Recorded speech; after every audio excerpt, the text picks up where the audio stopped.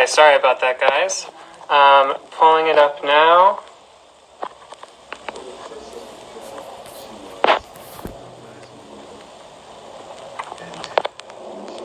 Keeping an eye out for Matt.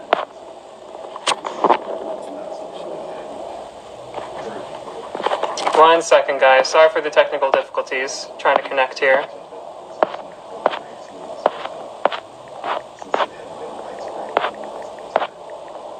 But she was vulnerable, and her death, while tragic, is... There you are. Hey, we did it. Modern technology. Yes, that's the age we're living in, right? How are you, Ben? I'm good. It's good to see you again. You as well. Yeah, for those just tuning in, Matt was featured on our cover at Backstage a few months back, and I had the pleasure of sitting with him for that. Yeah. And thank you so much for making the time to chat with us today. Thank you all so much. Yeah, of course. So, the season 3 finale of The Sinner was last night on USA Network. I really loved watching along this season, and you, of course, were so excellent on it. Thank you. And I feel like, obviously, we're living in pretty extraordinary times right now, and what some people want is just a good TV show. So, it certainly provided that. Well, my goodness, if it gave anyone just an hour of escape, then I'm very thankful for that. Right, that's what we're here for. But how's it feel now that, I feel like this was such a big part of your life for a while. It's all out in the world. Yeah, honestly, at this point in time, just with everything going on, even doing something like this feels almost indulgent. I'm so grateful that people stayed with the story and stayed with the journey these characters were on over the course of the season and stuck it out with all of us. So I guess I just feel really grateful right now to everyone who committed to going on this ride this season. And it certainly is an excellent turn from you, of course, but Jamie is a pretty dark character. It's a grueling, devoted performance. What was it like for you to kind of tap into that and make it all come to life? Well, I was getting to work with wonderful creatives all around me, which always makes it a lot easier, even when it's darker material. But it was, it was a story that asked a lot of the audience. It asked a lot of all the actors involved in telling the story in a good way. I would say the more challenging aspects were keeping the character grounded in a sense of real humanity and truth, and keeping Jamie someone who could do anything at any given moment, and making sure his unpredictability and his sense of danger was something that came from a really organic and true place and wasn't just, twirling a mustache or contrived in any way, Yeah, he's definitely a complex character, just in the sense that he has that kind of magnetism to him, and you can tell, especially in the earlier episodes, that he means well, that his heart is in the right place, at least for the first half of the series. Yeah. So what was that like for you to kind of negotiate the fact that you might be sympathizing with someone who is performing these atrocities? Well, I think as an actor, you're always your character's defense attorney. I could never come at him from a place of judgment, because I figured once I did that, it was kind of over for me. It would lose all its appeal. The challenging aspect was knowing everything that he was feeling and everything that he was holding down and subjugating within himself, and having that inside him even in the earlier episodes, even though I couldn't really reveal it all to the audience. It was sort of like playing a game of poker, both with Ambrose and Leela, but also with the audience. But yeah, I tried to always come at it in terms of human behavior and his truth and what he was going through and what his sense of convictions were in terms of his morals and philosophies. I always think of him, if you think about, like, there is a certain magnetism about people when they are so committed to certain philosophies. Even if you look at somebody like Manson, there is a certain magnetism about these people and the egos involved. And I think that's sort of who Nick was to Jamie. The tricky thing about Jamie is he's having this romance with this philosophy, but he really doesn't have the emotional life, and he certainly doesn't have the spiritual life to be able to bolster himself when his life starts to fall apart. Yeah. And I'm glad that you mentioned Nick, because there is that whole line between Harry and Jamie in the final episode where Jamie feels like he's taking on the role that Nick played in his life for Harry. Why do you think that characters like Harry, characters like Sonia, I was especially fascinated that they were so drawn to Jamie despite the fact that he's a dangerous guy. So what did you make of that? Well, those are a couple of different questions. I can't really speak for their characters or the actors who played those characters, but I think certainly from knowing Ambrose and getting to know Sonia over the course of the season, we've seen that they're people who tend to think outside the box. So they could understand or maybe see a little bit of themselves in somebody who also was calling into question a society where we're all glued to our cell phones and not really connecting with each other. But in terms of Jamie, what was the other question you asked?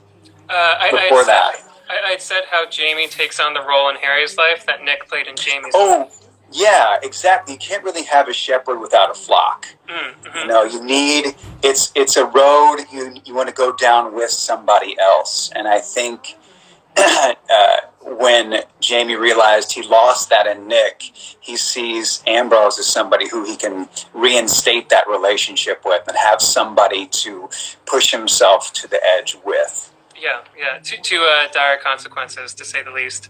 I had said before you joined us, Matt, that we are going to get into a bit of spoiler territory. So for those who haven't watched the season finale, which was last night, be sure to catch up on it, but also spoiler alert.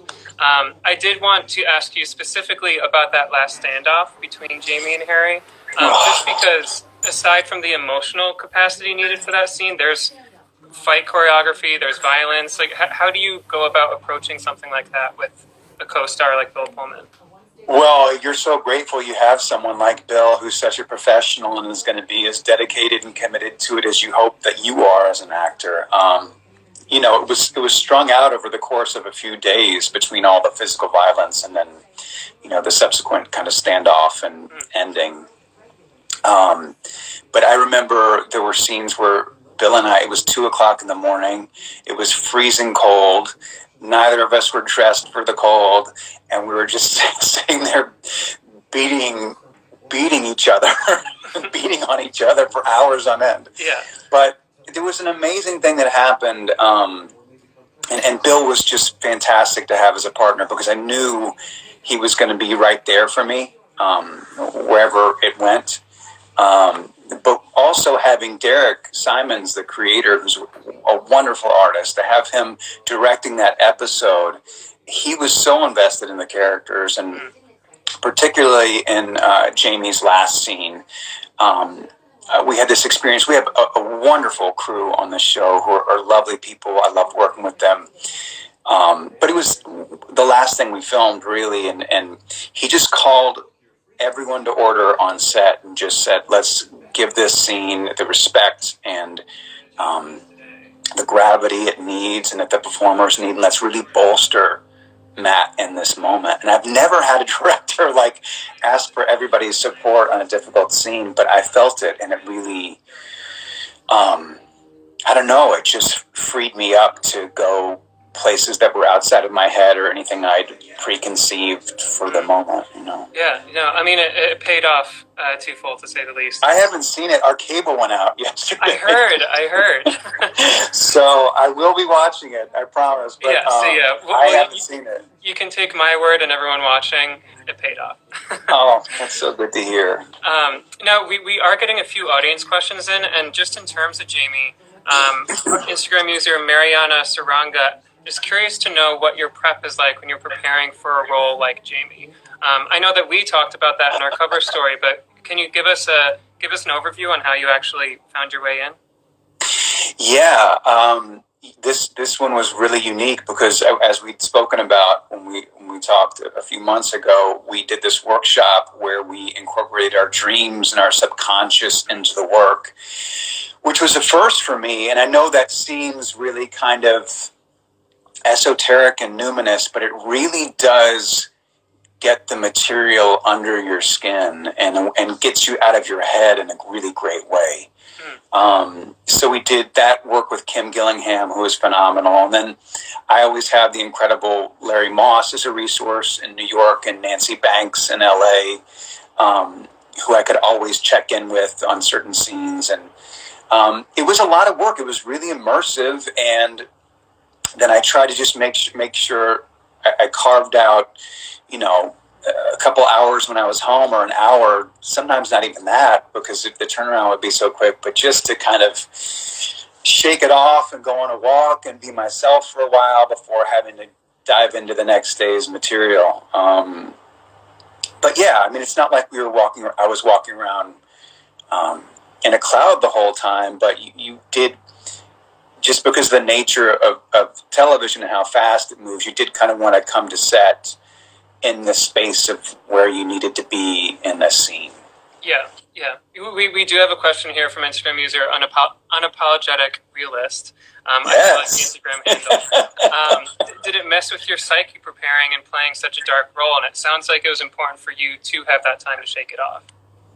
Yeah, it did mess with my psyche in ways I didn't even realize. I guess I'd been working on the role for about 2 months or a month and a half before I had a chance to go home.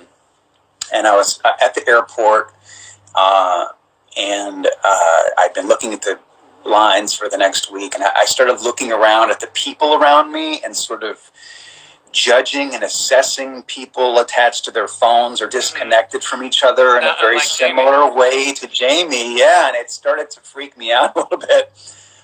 So it did.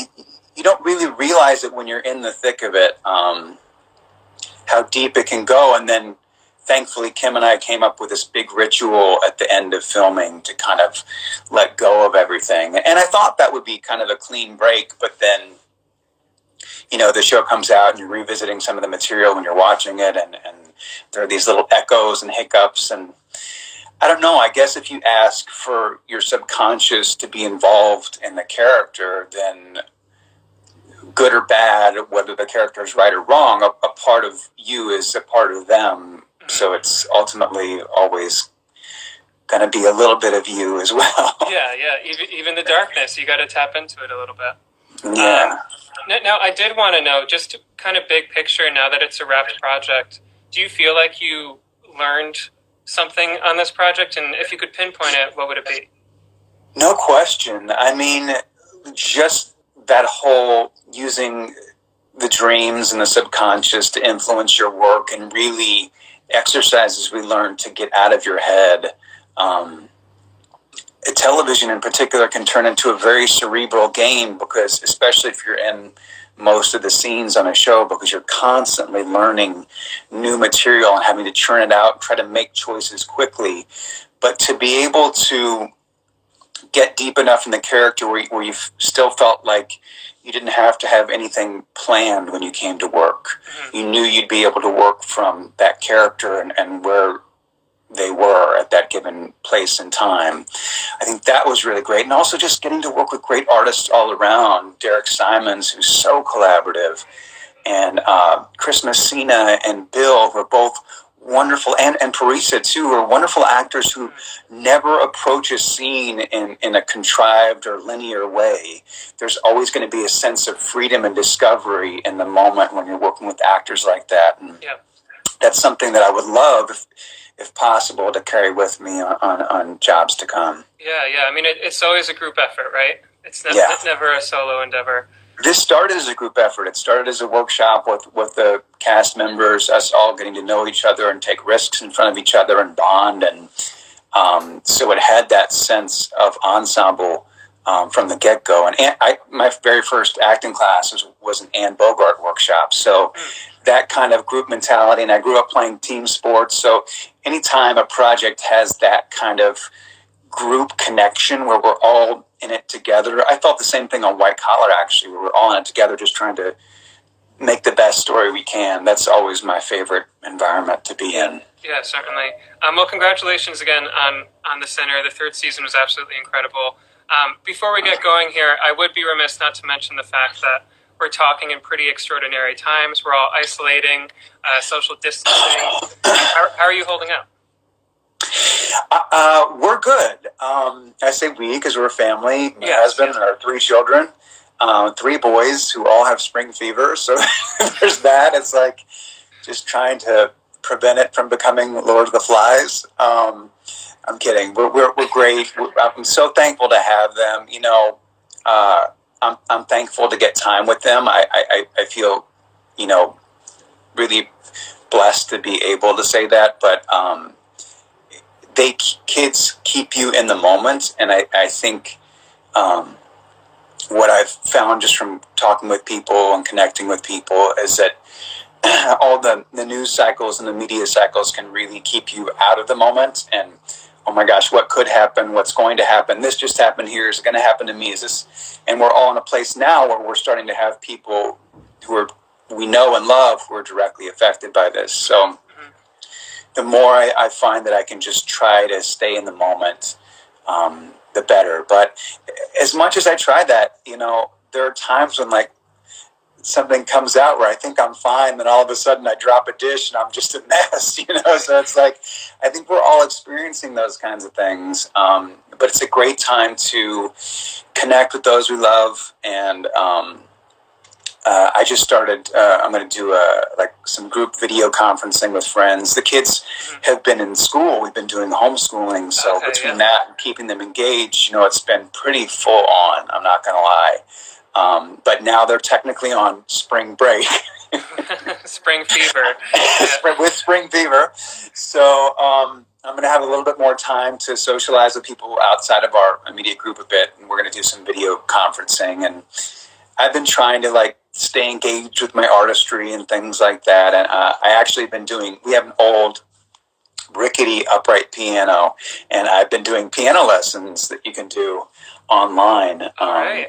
And it's just a great way to kind of give myself something to do creatively. Yeah. Is that first time practice for you, the piano? It's not first, because I minored in music at college, but it was really just chords and learning to plunk things out. But this is kind of starting from scratch with the classical piano training. So very nice. All right. It's definitely into a role down the line. It's an ego check, I'll tell you that much for sure. To be that rudimentary at something at my age is kind of like, oh gosh, wow, going back to kindergarten. Sure, no, it's commendable. It's commendable. Well, as a final question for you, then, we of course have a lot of your fans on the line right now, and a lot of the Backstage readers out there are the working actors of the world. It's a time where a lot is up in the air. So, what advice do you have to stay creatively engaged during a period when everything's kind of pushing against that? Yeah, it's tricky times, and I see it from all angles in the business. You know, people are like, "What's going to happen? How's this going to affect us? How's it going to fall out?" I would say it's a great time to read books. I'm going to start reading the Elia Kazan's book on directing, because that's one that's been on the back burner for me. I would say it's a great time to write. If there's anything you've ever wanted to write for yourself or for someone else, or just as a creative exercise, it's a great time to do that. You've got all the solitude you need for the most part, or if you have a family like we do, you can try to carve out some time to do it. Or, you know, if you want to do something like piano lessons, there are great online companies. If you've wanted to take voice lessons or piano lessons, I think the piano lessons that I'm taking are actually, you know, they're not exorbitantly priced, and you're getting a pretty good education for an hour a week just to keep the creative juices flowing. So, and you're supporting another artist who's still trying to carve out a living for themselves in a time when they can't directly interact with someone. Yeah, that's great advice. I mean, this is the time to, it's a matter of fixing your mindset a little bit. It can either be a time to be isolated, both mentally and physically, or to pick up something new and find new ways to engage with the world. Yeah, and I find for me, I'm somebody who needs some kind of physical outlet every day, so I'm finding things like online yoga classes or exercise classes really helpful for me just to try to stay centered, Yeah. Well, thank you for slicing out 20 minutes for us this afternoon. Of course. This was great to catch up, and congratulations again on season 3 of The Sinner. For those who haven't tuned into the season finale, it's now debuted on USA Network as of last night, so be sure to check it out. And Matt, thanks for your time, and stay healthy. And thank you so much. Everyone out there, I wish you and all those you love the best of health and safety at this time. Ben, it's always great to talk to you, and thank all of you for all your support at this time. It really means a lot to me, and for watching the show and going on this wild ride with us this season. Wild ride, to say the least. Yes. Awesome. Well, thank you, Matt. Thank you, everyone, for tuning in. Thank you. We will Thanks, see you everybody. next time. Have a good weekend. You too. Bye.